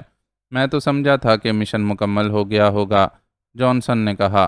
ہاں، پہلے تو وی ڈی مکمل طور پر کامیاب رہی اور میں نے ڈی چارجنگ مشین واپس بھجوا دی، لیکن پھر حالات ایسے پیدا ہو گئے کہ پورا مشن ہی ناکام ہو گیا، اور نہ صرف ناکام ہو گیا بلکہ بارجر سمیت گروپ کے تمام افراد بھی ہلاک ہو گئے، ڈان فلاچر نے کہا۔ او باس، بارجر بھی؟ جانسن نے بری طرح چونکتے ہوئے کہا۔ ہاں، اسی کی حماقت کی وجہ سے نہ صرف مشن ناکام ہوا بلکہ وہ خود بھی گروپ کے دوسرے ممبروں سمیت ہلاک ہو گیا۔ راکیل کو اس کی موت کا پیغام پہنچا دینا، اور اگر وہ میری طرف سے پریشان ہو تو اسے بتا دینا کہ میں بالکل ٹھیک ہوں اور مشن مکمل کر کے واپس آ جاؤں گا، ڈان فلاچر نے کہا۔ یس باس، جانسن نے جواب دیا۔ اوکے، آدمی لسٹ 3 کے مطابق ٹرینڈ بھیجنا۔ اب مشن ہماری عزت کا مسئلہ بن چکا ہے، ڈان فلاچر نے تیز لہجے میں کہا۔ فکر نہ کریں، میں اسپیشل آدمی بھیجوں گا، جانسن نے جواب دیا۔ اوکے، انہیں زیادہ سے زیادہ ایک ہفتے کے اندر یہاں پہنچ جانا چاہیے۔ گڈ بائے، ڈان فلاچر نے کہا، اور ریسیور کریڈل پر رکھ کر اس نے فون میز پر رکھ دیا اور پھر اطمینان بھرے انداز میں اٹھ کھڑا ہوا۔ اب اس کے چہرے پر گہرا اطمینان تھا، اسے معلوم تھا کہ اس کے آدمی ایسے معاملوں میں مکمل طور پر تربیت یافتہ ہیں، اس لیے ان کی وجہ سے یہ مشن ہر صورت میں کامیاب رہے گا۔ صوفے سے اٹھ کر وہ ایک بار پھر ڈرائنگ روم کی طرف بڑھنے ہی لگا تھا تاکہ میک اپ صاف کرے اور لباس بدل کر آرام کرنے کے لیے لیٹ جائے کہ اچانک اوپر چھت پر اسے ہلکا سا کھٹکا سنائی دیا اور وہ بری طرح چونک پڑا۔ کھٹکا ایک بار پھر سنائی دیا اور اس بار کھٹکا پوری طرح واضح تھا۔ اوپر چھت پر کوئی آدمی موجود تھا اور وہ فرش کو کسی چیز سے ٹھونک رہا تھا۔ اوہ، یہ کون آ گیا ہے؟ ڈان فلاچر نے ہونٹ چباتے ہوئے کہا اور پھر تیزی سے مڑ کر ڈرائنگ روم میں گیا۔ چند لمحوں بعد وہ ڈرائنگ روم سے نکلا تو اس کے ہاتھ میں ایک مشین گن تھی۔ وہ تیزی سے سیڑھیوں کی طرف بڑھا اور پھر اس طرح سیڑھیاں چڑھتا ہوا اوپر پہنچ گیا جہاں چھت موجود تھی کہ اس کے قدموں سے ذرا سی بھی آواز نہ ابھری۔ اس نے سر اوپر کر کے کان چھت سے لگا دیے۔ یہاں تو کوئی تہہ خانہ بھی نہیں ہے، میرا خیال ہے ٹائیگر کہ وہ تمہیں ڈاج دے کر نکل گیا ہے۔ ایک ہلکی سی آواز اسے سنائی دی اور وہ بری طرح چونک پڑا کیونکہ آواز وہ پہچان گیا تھا۔ یہ اس علی عمران کی آواز تھی اور اس کے ہونٹ بری طرح بھنچ گئے۔ ہو سکتا ہے باس، ویسے اس نے باہر کا تالا خود کھولا تھا۔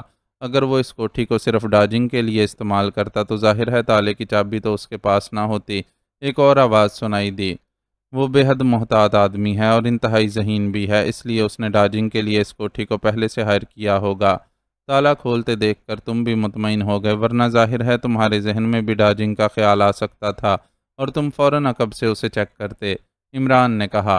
ایسا بھی ہو سکتا ہے باس، ویسے اب میں نے اسے دیکھ لیا ہے، وہ لازماً پھر کسی نہ کسی جوئے خانے میں نظر آئے گا، پھر میں وہیں اس پر ہاتھ ڈال دوں گا، دوسرے آدمی نے کہا جس کا نام ٹائیگر لیا گیا تھا۔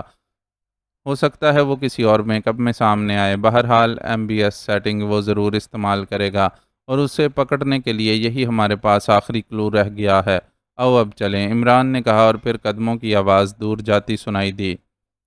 تو تم مجھے ایم بی ایس سیٹنگ سے پہچان گئے ہو، تم واقعی انتہائی خطرناک ذہن رکھتے ہو، اب تمہاری فوری موت انتہائی ضروری ہو گئی ہے، ڈان فلاچر نے آہستہ آہستہ بڑبڑاتے ہوئے کہا، اور جب قدموں کی آواز معدوم ہو گئی تو اس نے جلدی سے سائیڈ کی دیوار پر لگے ہوئے ایک ہک میں انگلی ڈال کر اسے نیچے کھینچا تو سیڑھیوں کے اوپر موجود فرش کا حصہ بغیر آواز کے ایک طرف ہٹتا چلا گیا۔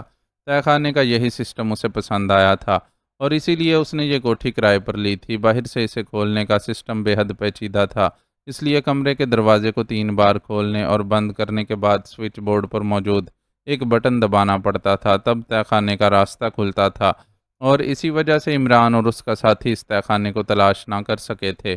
بہرحال فرش کے ہٹتے ہی وہ تیزی سے باہر نکلا اور پھر دبے قدموں لیکن خاصی تیز رفتاری سے وہ کھلے دروازے سے باہر راہداری میں آ گیا۔ اسی لمحے اسے لان کے آخری سرے پر پھاٹک کی طرف جاتے ہوئے 2 آدمی دکھائی دیے۔ وہ دونوں نہ صرف راہداری کی سید میں تھے بلکہ مشین گن کی رینج میں بھی تھے۔ اس نے آگے بڑھنے کی بجائے مشین گن سیدھی کی اور دوسرے لمحے ٹریگر دبا دیا۔ مشین گن کی ریٹ ریٹ کے ساتھ ہی اس میں سے گولیوں کی بوچھاڑ نکلی اور سیدھی پھاٹک کی طرف بڑھی، اور ڈان فلاچر کا چہرہ فاتحانہ انداز میں چمک اٹھا، لیکن دوسرے ہی لمحے اس کا چہرہ یکلخت بجھ گیا جب اس نے ان دونوں کو یکلخت دائیں بائیں چھلانگیں لگا کر نظروں سے اوجھل ہوتے دیکھا۔ گولیاں سیدھی پھاٹک سے جا ٹکرائی تھیں۔ ڈان فلاچر نے کہا، اور پھر مشین گن سمیت تیزی سے آگے کی طرف بھاگا تاکہ راہداری کے آخر میں جا کر ان پر فائر کھولے۔ فائرنگ البتہ اس نے روک دی تھی، لیکن راہداری کے آخری سرے پر پہنچ کر وہ رک گیا۔ اس کی تیز نظریں سرچ لائٹ کی طرح برآمدے اور پورے لان میں گھوم رہی تھیں۔ برآمدے کے آگے پھاٹک اور بیرونی دیوار تک کوئی اوٹ نہ تھی، لیکن پھر بھی وہ دونوں اسے کہیں نظر نہ آ رہے تھے۔ یہ کہاں چلے گئے؟ ڈان فلاچر نے حیرت بھرے انداز میں کہا، لیکن وہ آگے نہ بڑھا۔ دوسرے لمحے اس کی چھٹی حس نے یک لخت خطرے کا الارم بجانا شروع کر دیا۔ ایسا لگتا تھا جیسے خطرہ اس کے سر پر پہنچ چکا ہو۔ چنانچہ اپنی محتاط طبیعت کی وجہ سے وہ آگے بڑھنے کی بجائے بجلی کی سی تیزی سے واپس پلٹا، اور پھر کمرے میں داخل ہو کر اس نے اپنی زندگی میں سب سے زیادہ پھرتی سے کام لیتے ہوئے کمرے کے دروازے کو 3 بار کھولا اور بند کیا، اور سوئچ بورڈ کا بٹن دبا کر دوڑتا ہوا تہہ خانے کی سیڑھیاں اتر گیا۔ اس نے چوتھی سیڑھی پر قدم رکھا ہی تھا کہ چھت دوبارہ بے آواز طریقے سے مل گئی، اور ڈان فلاچر نے اطمینان کا ایک گہرا سانس لیا۔ اب وہ محفوظ ہو چکا تھا۔ آہستہ آہستہ وہ نیچے اترا اور پھر سیڑھیوں کے سامنے مشین گن لے کر اس طرح بیٹھ گیا کہ اس کا رخ سیڑھیوں کی طرف تھا۔ اول تو اسے یقین تھا کہ عمران اور اس کا ساتھی تہہ خانے کا راستہ کسی حالت میں بھی نہ کھول سکیں گے، لیکن اگر کسی طرح سے انہوں نے کھول بھی لیا تب بھی وہ زندہ تہہ خانے میں اس کے پاس نہ پہنچ سکیں گے۔ ویسے اسے ان دونوں کی بے پناہ پھرتی پر انتہائی حیرت ہو رہی تھی۔ کم از کم اسے انسانوں سے اس قدر پھرتی کی توقع نہ تھی، لیکن جو کچھ ہوا تھا اس کے سامنے ہوا تھا، اور اب وہ سوچ رہا تھا کہ اسے خطرہ دور ہوتے ہی جلد از جلد یہ کوٹھی چھوڑ دینی چاہیے۔ لیکن فی الحال خطرہ تو باہر موجود ہی تھا، اور اسے اس خطرے کے دور ہونے تک انتظار کرنا ہی تھا۔ عمران نے عقب میں ٹریگر دبنے کی ہلکی سی آواز سنتے ہی بجلی کی سی تیزی سے نہ صرف ٹائیگر کو دوسری طرف دھکیلا، بلکہ خود بھی اس نے یک لخت اس کے مخالف سمت میں چھلانگ لگائی، اور اس بار وہ دونوں واقعی بس قسمت سے بچ گئے تھے، ورنہ اگر انہیں ایک لمحے کے 1000ویں حصے کی بھی دیر ہو جاتی تو مشین گن کی گولیوں کا پورا برسٹ ان کی پشت میں گھس چکا ہوتا۔ چھلانگ لگا کر جیسے ہی اس کے قدموں نے زمین پکڑی، اس نے ایک بار پھر چھلانگ لگائی اور سائیڈ کی دیوار کے اوپر سے ہوتا ہوا کلا بازی کھا کر سائیڈ کی گلی میں جا کھڑا ہوا۔ کوٹھی کا رقبہ چونکہ کم تھا، اس لیے وہ 2 ہی چھلانگوں میں نہ صرف دیوار تک پہنچ گیا تھا بلکہ دیوار بھی کراس کر گیا تھا۔ دیوار کراس کر کے کلا بازی کھاتے ہوئے اس نے ٹائیگر کو بھی دوسری طرف کی دیوار کراس کرتے دیکھ لیا تھا، اور اس کے لبوں پر مسکراہٹ ابھر آئی۔ ٹائیگر واقعی اس کا صحیح شاگرد ثابت ہو رہا تھا۔ اس کا ذہن بھی عمران کے نقش قدم پر چلنے لگ گیا تھا۔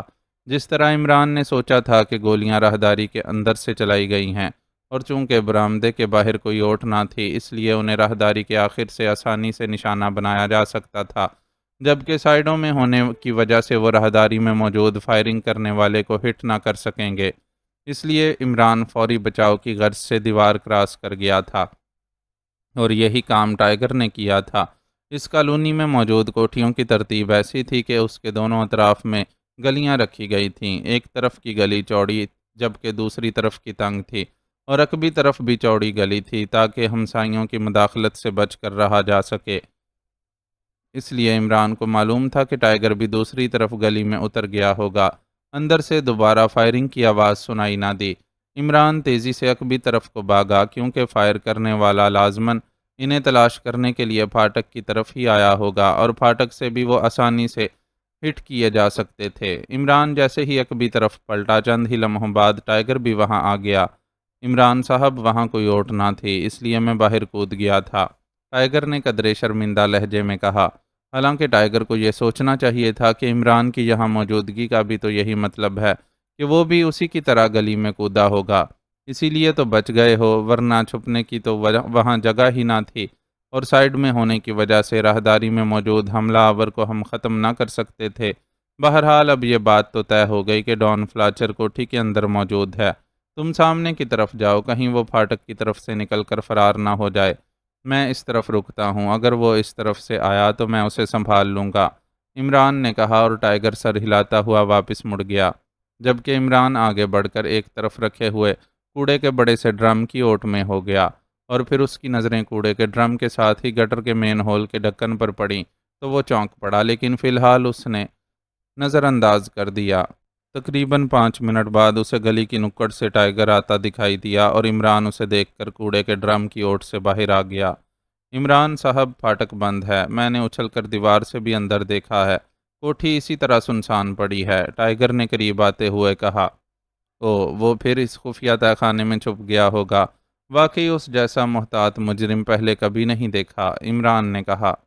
لیکن تہہ خانہ تو پہلے بھی ٹریس نہیں ہو سکا اور اب تو وہ تہہ خانے کے اندر ہماری گھات میں ہوگا، ٹائیگر نے قدرے پریشان سے لہجے میں کہا اور عمران مسکرا دیا۔ تو پھر کیا کیا جائے؟ عمران نے مسکراتے ہوئے کہا۔ میرا خیال ہے کوٹھی پر فل ریڈ ہونا چاہیے، تب ہی اس چوہے کو بل سے نکالا جا سکے گا، ٹائیگر نے جواب دیا اور عمران بے اختیار ہنس پڑا۔ تو تمہارا مطلب ہے کہ ایک چوہے کو بل سے نکالنے کے لیے مجھے پاک ایشیا کی پوری فوج اس کوٹھی پر چڑھا دینی چاہیے؟ ابھی تو میں ڈان فلاچر کو احتیاط پسندی میں سب سے زیادہ نمبر دے رہا تھا، لیکن میرا خیال ہے کہ وہ تم سے بہرحال پیچھے ہے، اور میں ایسی احتیاط پسندی کو بزدلی سمجھتا ہوں، سمجھے؟ عمران کا لہجہ یکلخت کرخت ہو گیا اور ٹائیگر کا چہرہ دھواں دھواں سا ہو گیا۔ سوری باس، ٹائیگر نے سہمے ہوئے لہجے میں کہا۔ آؤ میرے ساتھ، عمران نے کہا اور گٹر کے مین ہول کی طرف بڑھ گیا۔ اس نے جھک کر دونوں ہاتھوں سے بھاری فولادی ڈھکن کو پکڑا اور پھر اسے ایک جھٹکے سے اٹھا کر ایک طرف رکھ دیا۔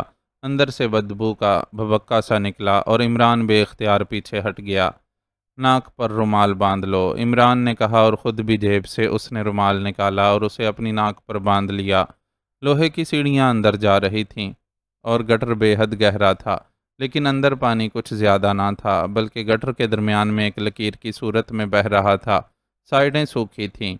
گٹر کی گہرائی بتا رہی تھی کہ یہ تہہ خانے سے بھی نیچے ہے، اس لیے وہ چوہا مستقل تہہ خانے میں رہ رہا ہے، وہاں لازماً باتھ روم بھی ہوگا، اور میرا بھی یہی اندازہ تھا، عمران نے آگے بڑھتے ہوئے کہا، اور پھر وہ ذرا سا آگے بڑھ کر رک گیا۔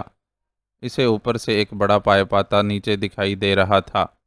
جس جگہ سے پائپ نکل رہا تھا وہاں ایسے تعمیر تھی جیسے وہاں ایک چھوٹا سا حوض بنایا گیا ہو، اور عمران اسے دیکھتے ہی اس کی ساری ماہیت سمجھ گیا۔ یہ چھوٹا سا حوض اس لیے بنایا گیا تھا کہ گٹر کی بو غسل خانے میں نہ جا سکے، اور غسل خانے کا پانی پہلے اس حوض میں جائے اور پھر وہاں سے نیچے گٹر میں جا گرے۔ ادھر نیچے کھڑے ہو جاؤ، مجھے تمہارے کاندھوں پر چڑھنا ہوگا، عمران نے ٹائیگر سے مخاطب ہو کر کہا، اور ٹائیگر سر ہلاتا ہوا آگے بڑھا اور پھر اس حوض کے نیچے آ کر رک گیا۔ عمران نے اس کے کاندھے پر ہاتھ رکھا اور پھر یکلخت اچھلا، اور دوسرے لمحے اس کے ہاتھ تو گٹر کی دیوار سے جا لگے، جبکہ اس کے دونوں پیر ٹائیگر کے کندھوں پر جا پہنچے تھے۔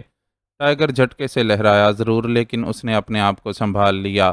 اب عمران اس کے کاندھوں پر کھڑا تھا اور اس کے ہاتھ اس پائپ کے سرے اور حوض تک آسانی سے جا سکتے تھے۔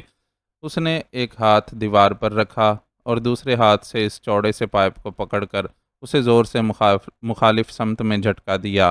ہلکی سی کڑکڑاہٹ کے ساتھ ہی وہ پرانا سا پائپ جو کہ حوض کے سوراخ میں فٹ تھا ٹوٹ گیا، اور عمران نے اسے دور پانی میں پھینک دیا تاکہ اس کے گرنے کی کم سے کم آواز پیدا ہو۔ اسے سب سے زیادہ خطرہ یہ تھا کہ پائپ ٹوٹتے ہی حوض کی تہہ میں موجود پانی ان پر آ گرے گا، لیکن پائپ کا سرا حوض کے اندر زیادہ اونچا نہ تھا، اس لیے وہ جلد ہی ٹوٹ بھی گیا، اور اسی وجہ سے اندر کا پانی بھی برآمد نہ ہوا تھا، کیونکہ کنارہ ابھرا ہوا ہوتا تو پانی اس سے ٹکرا کر رکتا، لیکن پائپ جتنے سوراخ سے وہ بہرحال اندر نہ جا سکتا تھا، اس لیے اس نے اس طرح سوراخ میں ہاتھ ڈالے کہ اس کے دونوں ہاتھ سوراخ کے مخالف سمتوں میں جم گئے، اور پھر عمران نے دونوں ہاتھوں کو پوری قوت سے نیچے کی طرف جھٹکا دیا، لیکن نچلی سطح شاید لینٹر سے بنی ہوئی تھی اور خاصی مضبوط تھی، لیکن عمران دیکھ چکا تھا کہ کوٹھی خاصی پرانی بنی ہوئی ہے، اس لیے لینٹر میں اب وہ طاقت نہ رہی ہوگی جو نئے میں ہوتی ہے، اس لیے وہ مسلسل جھٹکے دیتا رہا۔ تقریباً چوتھے جھٹکے سے ہلکی سی کڑکڑاہٹ کی آواز ابھری اور سوراخ کی سائیڈیں ٹوٹ کر نیچے گرنے لگیں، لیکن ان میں سے دو سریے جھانکنے لگے۔ سائیڈ اتنی ٹوٹ گئی تھی کہ اب اگر سریوں کو مخالف سمتوں میں موڑ دیا جاتا تو عمران کا جسم آسانی سے اس سوراخ میں سے نکل سکتا تھا۔ عمران نے ان سروں کو موڑنا شروع کر دیا، اور پھر تھوڑی سی کوشش کے بعد وہ سریوں کو مخالف سمتوں میں موڑنے میں کامیاب ہو چکا تھا۔ سریے صرف دونوں سائیڈوں میں ڈالے ہوئے تھے، انہیں کراس کی صورت میں نہ رکھا گیا تھا۔ حوض کچھ زیادہ اونچا نہ تھا اور اوپر مین ہول کی طرح کا رکھا ہوا ڈھکن صاف نظر آ رہا تھا، اور ظاہر ہے یہ ڈھکن اس غسل خانے کے فرش کے اندر ہی ہو سکتا تھا تاکہ اسے کھول کر حوض کی صفائی کی جا سکے۔ ڈھکن خاصا چوڑا تھا۔ عمران نے دونوں ہاتھ اوپر کیے اور پھر اس کے ہاتھ ڈھکن کی نچلی سطح تک آسانی سے پہنچ گئے۔ اس نے دونوں ہاتھوں کو آہستہ سے اور اوپر اٹھایا اور اس کے لیے اسے اپنے آپ کو سنبھال کر ایڑیاں اونچی کرنا پڑیں۔ نیچے ٹائیگر کا جسم کسی ٹھوس چٹان کی طرح جمع ہوا تھا، اس لیے وہ ایڑیاں اٹھانے کے باوجود نیچے نہ گرا۔ ڈھکن آہستہ سے اوپر اٹھتا چلا گیا اور عمران نے اسی طرح آہستگی سے اسے ایک طرف رکھ دیا۔ وہ کم سے کم آواز پیدا کرنا چاہتا تھا کیونکہ ظاہر ہے غسل خانے کے باہر ڈان فلیچر ماں مشین گن موجود تھا، اور اگر وہ اس وقت اندر آ جاتا تو پھر وہ دونوں واقعی حقیر چوہوں کی طرح مارے جا سکتے تھے۔ ڈھکن کو انتہائی آہستگی سے ایک طرف کھسکا کر رکھنے کے بعد عمران نے دونوں ہاتھ ڈھکن کے سوراخوں کی سائڈ پر جمائے اور دوسرے لمحے وہ بازوؤں کے بل سیدھا اوپر کو اٹھتا گیا۔ یہ واقعی سب سے مشکل مرحلہ تھا، لیکن پھر ذرا سا اوپر اٹھنے کے بعد اس نے ٹانگیں موڑیں اور اس کے پیر نچلے سوراخ کی سائڈوں میں ٹک گئے اور عمران کے ہاتھوں پر دباؤ ختم ہو گیا۔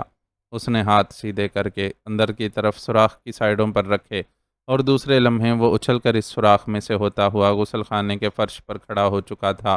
اب ٹائیگر نیچے کھڑا تھا، لیکن ظاہر ہے بغیر عمران کی مدد کے وہ اوپر نہ آ سکتا تھا اور نہ ہی فوری طور پر اس کے اوپر آنے کی ضرورت تھی۔ اس لیے عمران اسے نیچے چھوڑ کر دبے قدموں دروازے کی طرف بڑھا اور پھر دروازے کو دیکھ کر اس کے ہونٹوں پر مسکراہٹ پھیل گئی۔ دروازہ خاصا موٹا تھا اور چوکھٹ میں بالکل فٹ تھا، اس لیے کوئی آواز دوسری طرف نہ گئی تھی۔ دروازے کے درمیان میں ایک گول چوکھٹے میں شیشہ لگا ہوا تھا، جیسا کہ عام طور پر باتھ رومز میں لگایا جاتا ہے۔ یہ شیشہ خصوصی طور پر بنایا جاتا ہے، جس میں سے اندر سے تو دوسری طرف دیکھا جا سکتا ہے، لیکن دوسری طرف سے اندر باتھ روم میں نہ دیکھا جا سکتا تھا۔ عمران دبے قدموں آگے بڑھا اور اس نے آنکھیں شیشے سے لگا دیں۔ یہ ایک خاصا بڑا کمرہ تھا جس میں صوفے بھی تھے اور ایک طرف بیڈ بھی موجود تھا اور کرسیاں بھی رکھی ہوئی تھیں۔ ایک آدمی سامنے نظر آنے والی سیڑھیوں کی طرف رخ کیے اور باتھ روم کی طرف پشت کیے کرسی پر بیٹھا ہوا تھا۔ مشین گن اس کی گود میں ترچھی رکھی ہوئی تھی اور کمرے میں وہ اکیلا تھا۔ عمران نے جیب سے ریوالور نکالا اور پھر اس نے ایک جھٹکے سے دروازہ کھول دیا۔ کرسی پر بیٹھا ہوا آدمی اپنے عقب میں دروازہ کھلنے کی آواز سن کر اس بری طرح اچھل کر مڑا کہ کرسی سمیت فرش پر آ گرا اور مشین گن ایک طرف جا گری۔ بس اب کھڑے ہو جاؤ ڈان فلیچر عرف ووڈ کنگ، تمہاری بادشاہت کا وقت ختم ہو گیا ہے، عمران نے مسکراتے ہوئے کہا۔ تو تم ادھر سے مگر کیسے؟ فرش پر گرے ہوئے ڈان فلیچر نے مر جانے کی حد تک حیرت بھرے لہجے میں کہا۔ تم تو اپنے آپ کو لکڑی کے بادشاہ کہلاتے ہو اور لکڑی جنگل سے آتی ہے، تو تمہیں معلوم ہونا چاہیے کہ جنات زیادہ تر جنگلوں میں ہی رہتے ہیں اور جنات کے لیے یہ دیواریں وغیرہ کوئی حیثیت نہیں رکھتی، عمران نے مسکراتے ہوئے کہا۔ تو تم واقعی جن ہو، انسان نہیں ہو، ڈان فلیچر نے ہکلاتے ہوئے کہا اور پھر اٹھ کر کھڑا ہونے لگا، لیکن اسی لمحے دھماکہ ہوا اور اس بار عمران کو واقعی انتہائی برق رفتاری سے چھلانگ لگا کر ایک طرف ہٹنا پڑا، ورنہ گولی اس کے پیٹ میں پڑتی۔ مگر چھلانگ لگاتے ہی اس کے ریوالور سے ایک دھماکہ ہوا اور ڈان فلیچر چیختا ہوا اچھل کر دوبارہ پشت کے بل فرش پر جا گرا۔ عمران نے تو گولی اس ریوالور پر چلائی تھی جو ڈان فلیچر نے اٹھتے وقت نہ جانے کس طرح نکال لیا تھا، لیکن عمران کے ٹریگر دباتے ہی ڈان فلیچر دوسرے فائر کے لیے گھوم گیا تھا، اس لیے گولی اس کے پیٹ میں گھس گئی تھی۔ چھوٹا سا پستول اس کے ہاتھ سے نکل کر دور جا گرا اور ڈان فلیچر فرش پر اس طرح تڑپنے لگا جیسے ذبح ہوتی ہوئی بکری پھڑکتی ہے، اور پھر اس کے ہاتھ پیر سیدھے ہوتے چلے گئے اور وہ ساکت ہو گیا۔ اوہ، اتنی آسان موت! تم تو میرے ملک کی معیشت تباہ کرنے آئے تھے، تمہیں تو میں نے عبرتناک موت مارنے کا فیصلہ کیا تھا، عمران نے بڑبڑاتے ہوئے کہا، اور پھر آگے بڑھ کر اس نے جھک کر اس کے دل پر ہاتھ رکھا تو وہ چونک پڑا۔ ڈان فلیچر مرا نہیں تھا، بے ہوش ہو گیا تھا، لیکن اس کے زخم سے خون تیزی سے بہہ رہا تھا۔ عمران نے ادھر ادھر دیکھا اور پھر میز پر پڑے ہوئے کپڑے کو گھسیٹ کر اس نے اسے پھاڑا اور اس کا ایک حصہ تہہ کر کے اس نے اس کے زخم پر رکھا اور دوسرے حصے سے اس کی کمر کے گرد اچھی طرح پٹی باندھ دی۔ اب اس کی فوری موت کا خطرہ ٹل گیا تھا۔ عمران نے اس کے دل کی حرکت چیک کر لی تھی، اس لیے اسے معلوم تھا کہ ابھی کئی گھنٹوں تک اسے ہوش نہیں آ سکتا۔ چنانچہ وہ باتھ روم کی طرف مڑا اور پھر سوراخ میں سے جھانکا تو ٹائیگر اسی طرح نیچے موجود تھا۔ ارے کہیں زیادہ بدبو نے تمہیں پتھر کا تو نہیں بنا کر رکھ دیا، عمران نے کہا۔ کیا ہوا عمران صاحب، وہ چوہا مارا گیا؟ ٹائیگر نے عمران کی آواز سنتے ہی چونک کر کہا۔ فی الحال تو زخمی اور بے ہوش ہے، تم پھاٹک کی طرف سے آؤ، میں تہہ خانے کا راستہ کھول کر پھاٹک کھولتا ہوں، عمران نے کہا اور پھر واپس اس تہہ خانے میں آیا، لیکن سیڑھیوں کی طرف بڑھتے بڑھتے یکلخت ٹھٹک کر رک گیا۔ سامنے ایک صوفے پر بچوں کے کھلونے جیسا فون پڑا ہوا تھا اور عمران کی نظریں اس پر جمی ہوئی تھیں۔ اوہ سپر فون، اوہ ویری گڈ، یہ تو واقعی شاندار تحفہ ہے، اوہ ویری گڈ۔ عمران اس طرح فون کی طرف جھپٹا جیسے کسی بچے کو اپنا پسندیدہ کھلونا اچانک نظر آ گیا ہو۔ اس نے فون کو اٹھا کر غور سے دیکھا اور دوسرے لمحے اس کے چہرے پر بے پناہ مسرت کے آثار ابھر آئے۔ سپر فون کے متعلق اس نے پڑھا ضرور تھا اور کتاب میں اس کا خاکہ اور ڈیزائن بھی اس نے دیکھا تھا، لیکن اس کا فارمولہ اسے آج تک نہ ملا تھا، ورنہ اس کی خصوصیات پڑھنے کے بعد اس کا بڑا دل چاہا تھا کہ اس فون کا فارمولہ اگر اسے مل جائے تو یہ فون واقعی سیکرٹ سروس کے لیے انتہائی کام کا تھا۔ چونکہ وہ اس کا ڈیزائن اور خاکہ دیکھ چکا تھا، اس لیے اس نے دیکھتے ہی پہچان لیا تھا، اور اب تو فارمولہ تو ایک طرف اسے مکمل فون مل گیا تھا۔ واہ شکریہ ووڈ کنگ صاحب، اس شاہانہ تحفے کا بے حد شکریہ، واقعی ایسا تحفہ بادشاہ ہی دے سکتا ہے۔ عمران نے فرش پر بے ہوش پڑے ہوئے ووڈ کنگ کی طرف دیکھتے ہوئے مسرت برے لہجے میں کہا، اور پھر تیز تیز قدم اٹھاتا سیڑھیوں کی طرف بڑھ گیا۔ معزز ناظرین و سامعین، لائک، کمنٹس اور شیئر ضرور کریں، شکریہ۔